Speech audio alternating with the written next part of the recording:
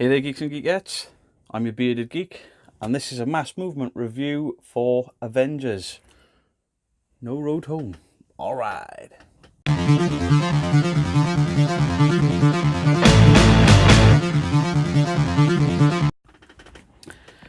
So, guys, Avengers No Road Home. This is a trade book published by Marvel that has been provided to me by Mass Movement magazine, and I'm glad they did.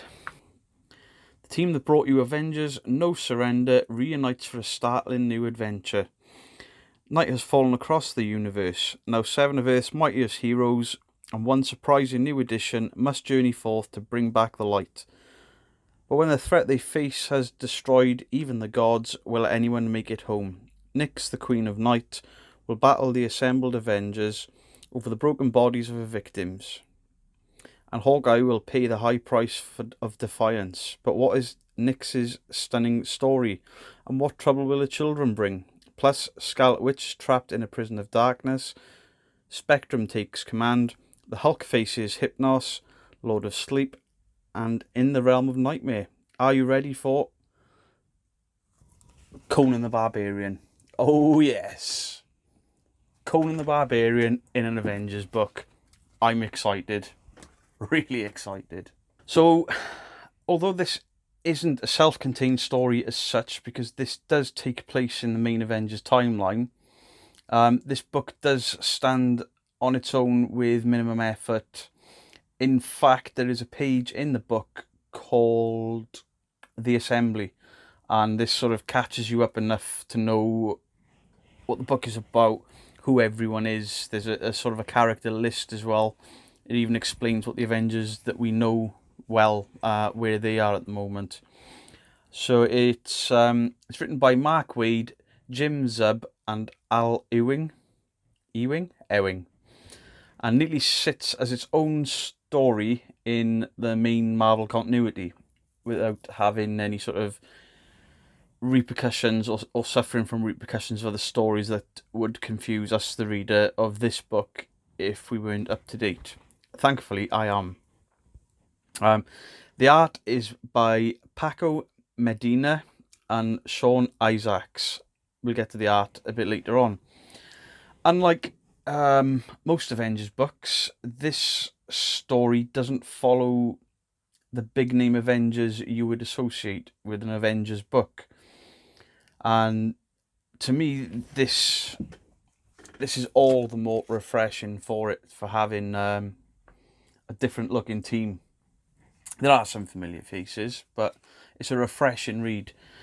So with Marvel, or with Wade, Ewing, Zub, Medina, Isaac, and Barberi using more underused Avengers characters, it's a brilliant idea that I didn't even know I wanted. It's something I didn't realise I wanted to read until I actually started reading it. Okay, so this story heavily features Hercules, who's on the cover right there, and starts with his fellow gods at his home in Olympus, and basically they get decimated by a villainous goddess called Nyx.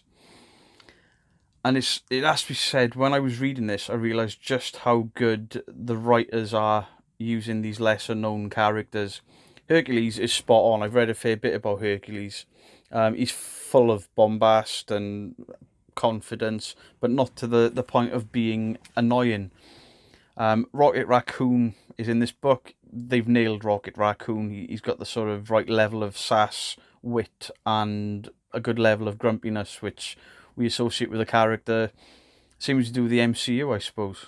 Main sort of state Avengers that turn up in this book would be Hulk, Hawkeye, and Vision, and the Scarlet Witch. So they're the big name Avengers that will draw in maybe people that wouldn't normally read a book with Hercules on the front cover. And it does keep sort of long-term fans hooked in as well, having these bigger names. There are a few new additions as well. We've got Spectrum, aka Monica Rambeau. If you've seen the Captain Marvel movie, she's the little girl of Pilot Rambeau. Somebody called Tony Ho I've got no idea who she is, and even after reading the book, still don't know. Blue Marvel, and I know nothing about Blue Marvel, and a character called Voyager, and I don't know nothing about her even either. In fact, apart from Spectrum, I've not heard of the others, but I still enjoyed this book. But the final addition to this book, or the team, proper sort of 15-year-old fanboy me got really excited. I mean, it's Conan the freaking Barbarian in a main timeline Avengers story. Marvel, please do this again. Get him involved. I was kind of worried when I saw Conan on the back, like, oh, they're going to mess this up. And they didn't. They really didn't. So if you are a Conan fan and you fear that this won't work, fear not. There is an entire chapter of this book set in Conan's homeland, and it's essentially a Conan tale that happens to feature the Scarlet Witch. And this arc succeeds because it's steeped in Conan lore and mythology, and it really does work as a character bonding story. A good sort of way to build a friendship of Conan and the Scarlet Witch, because they don't really trust each other in the beginning, and then they grow to trust each other. So yeah, Conan in this book, in the main Marvel universe, it really does work. And obviously with him being in the same story as a character like Hercules, it'll work because it's mythology. So the story as a whole, it has some massive twists and an epic plot with what could be, or what is seemingly an unstoppable villain. If you think of what Hela did in Thor Ragnarok, and you're kind of on the level there. She's Hela level of badassery, but this one's a lot worse. Nyx is a lot worse. So the story's got team bonding, and that it generally adds to the layer of the story, or layers of the story, because this isn't a team that we're used to seeing, and it works. It's quite a thought-provoking story as well, and the ending does not play out the way you would think, not at all.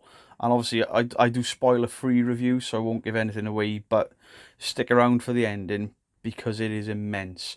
To look at, it is probably that. I wish I could show you, but it would spoil the end of the book. It is such a well illustrated, well drawn, well coloured. It's perfect. The ending of this book visually is perfect. The art is absolutely incredible. So I won't delve too much into it, but look for the splash panels towards the end of this book and for the massive sort of final showdown. And it's marvellous. See what I did there? Marvellous. So speaking about the artists deliver exactly what you would expect and want from an Avengers story. It's striking, it's bold, and the energy from fight scenes translates brilliantly. It delivers the dramatic effect we need. And a highlight in this book is Vision. Vision is drawn brilliantly in this book. His face in this book looks completely different to anything else, and all the better for it. So the villains, they're drawn well, they're coloured well, they are darker than the heroes, as they should be, but obviously they're based in darkness when you read the story.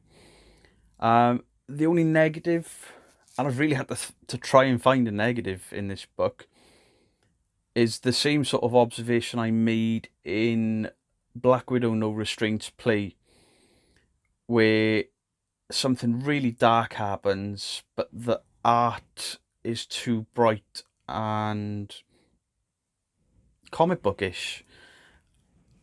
And then, obviously, it's written on the back of it. Basically, Olympus is decimized. So the decimation of Olympus doesn't quite land because of the bright comic book-esque. I feel weird saying because it's too comic booky when I'm reading a comic book, but I think you get what I mean. To me, it takes away from the gravity of the situation, It's almost, the gods of Olympus have been annihilated, and it's all far too bright for me.